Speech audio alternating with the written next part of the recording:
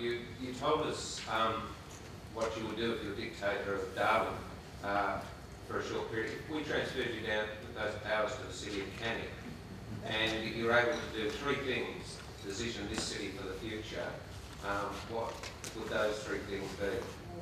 Gee whiz. I would charge you for that kind of intelligence. That's a great question. What would we do with Cannington?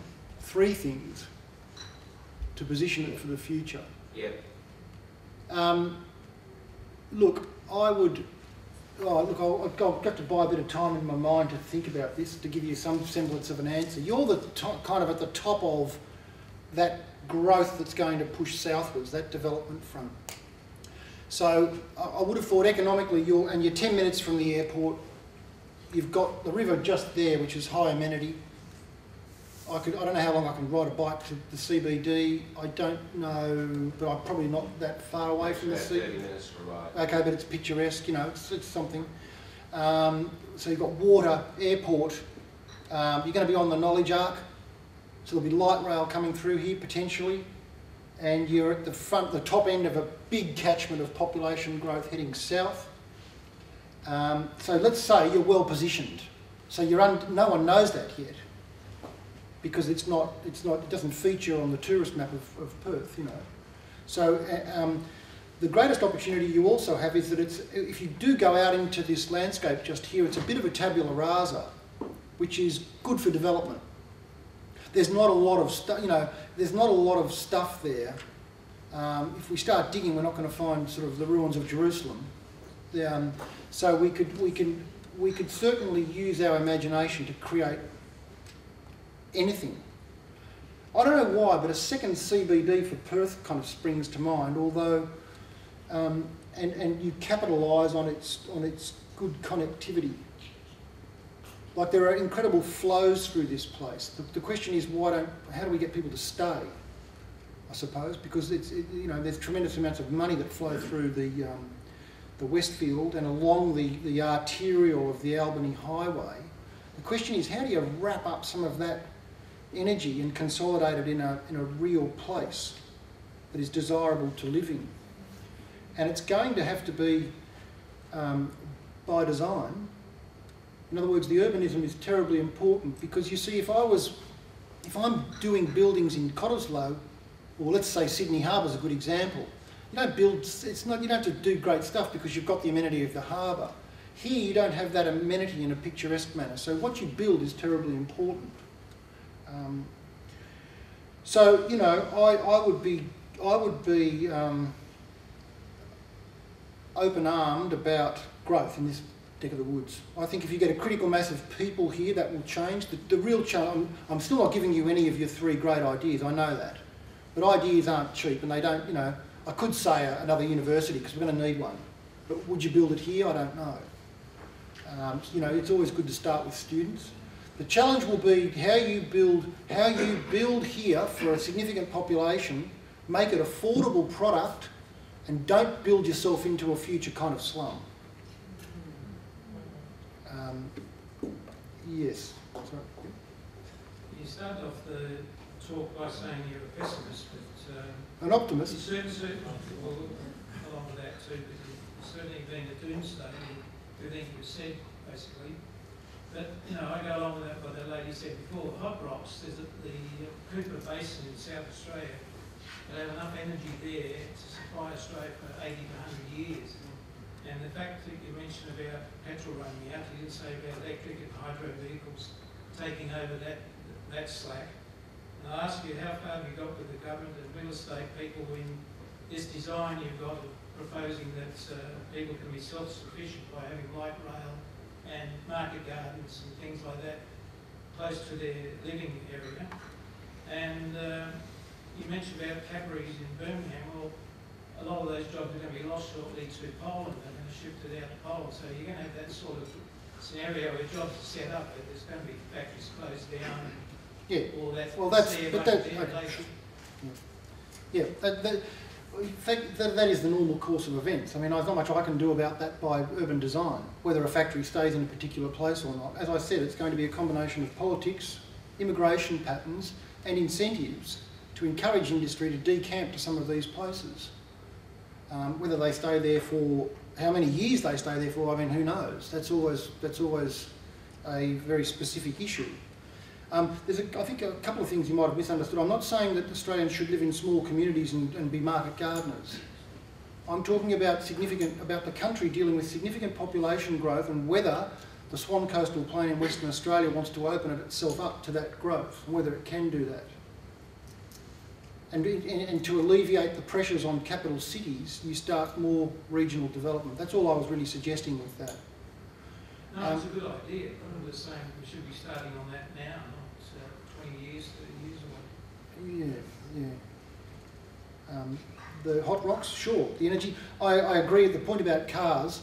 I probably didn't make that point, but I don't agree. This is my personal opinion. I don't agree with the insistence from planners that we should catch buses and trains and live close to where buses and trains are, because that is one of the driving international planning policies at the moment. Above all, put people in higher density environments around public transport because of the fear of peak oil. Now, CSIRO have said that by about 2018 it'll cost something like $100 in a round trip to drive to the CBD from Yanchep. So petrol's going to get very expensive and it'll become scarce. But I think what you were saying, and I agree with you, cars will be reinvented. I think you'll have individual mobility.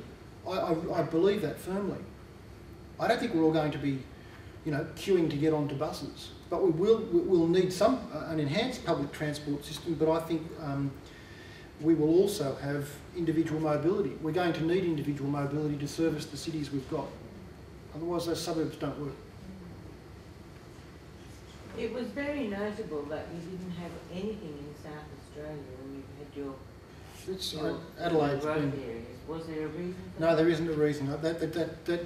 That drawing just missed Adelaide. Oh. Where is it? Okay. Adelaide's experiencing the same sort of, not the rapid growth that the other cities are, but certainly growth. Richard, you made reference to Cottesloe and population density and so forth, and concentration of the population. There appears to be, the city councils appear to be very loath to increase densities within their own areas.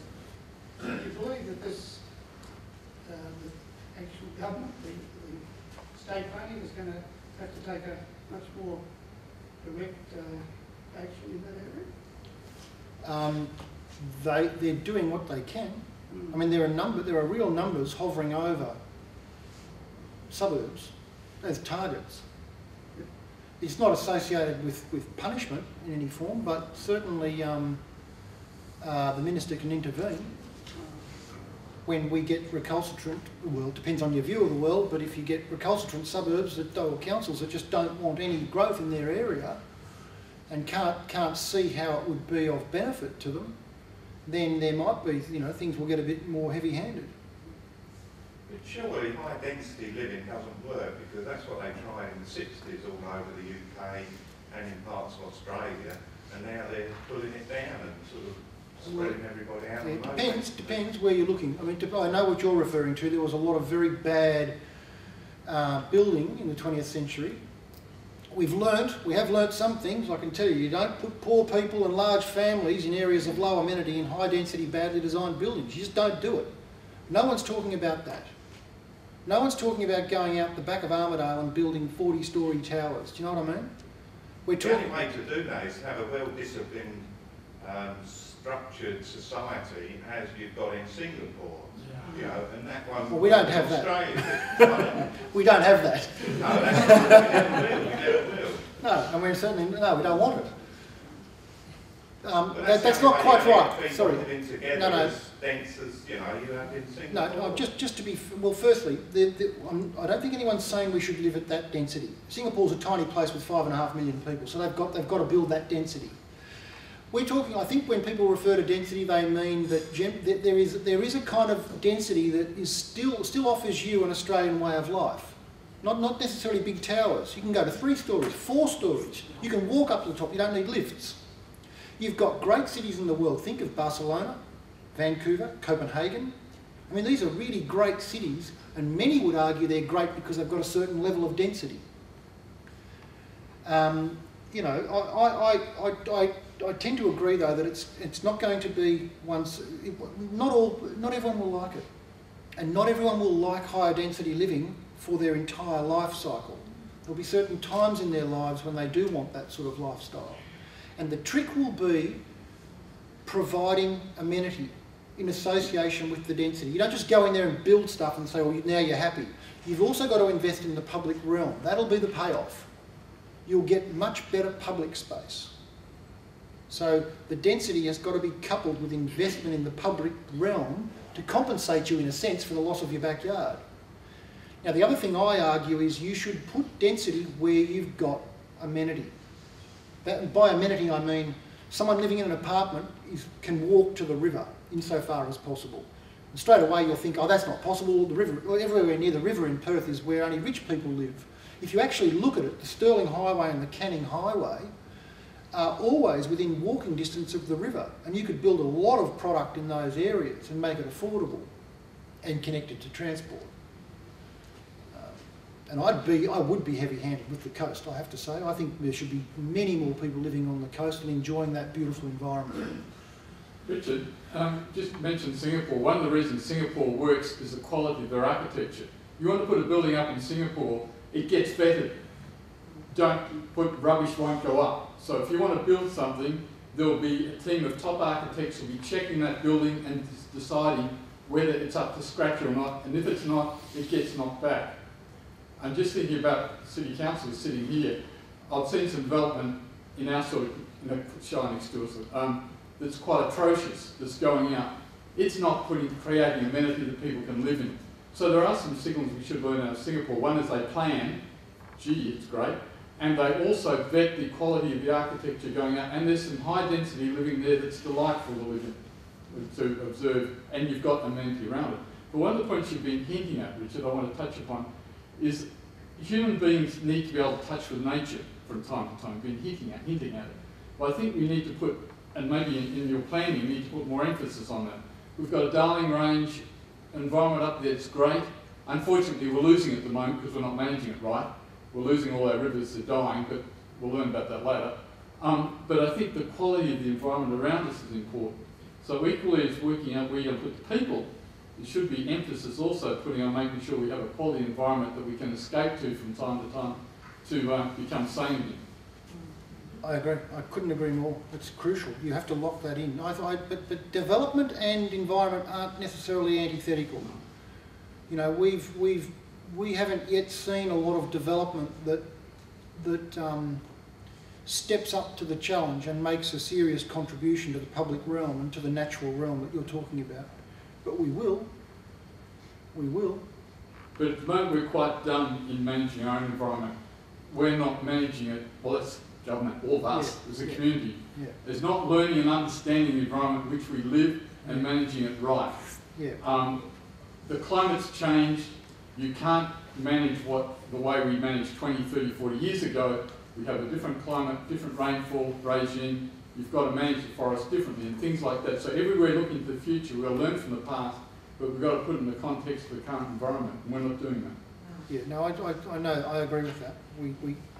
That's a really serious issue, particularly as you head south towards Peel and Harvey. All of that estuarine environment is the next area to go with significant development, and it's really a shame if it's not done well. Anyway, thank you very much. That's good.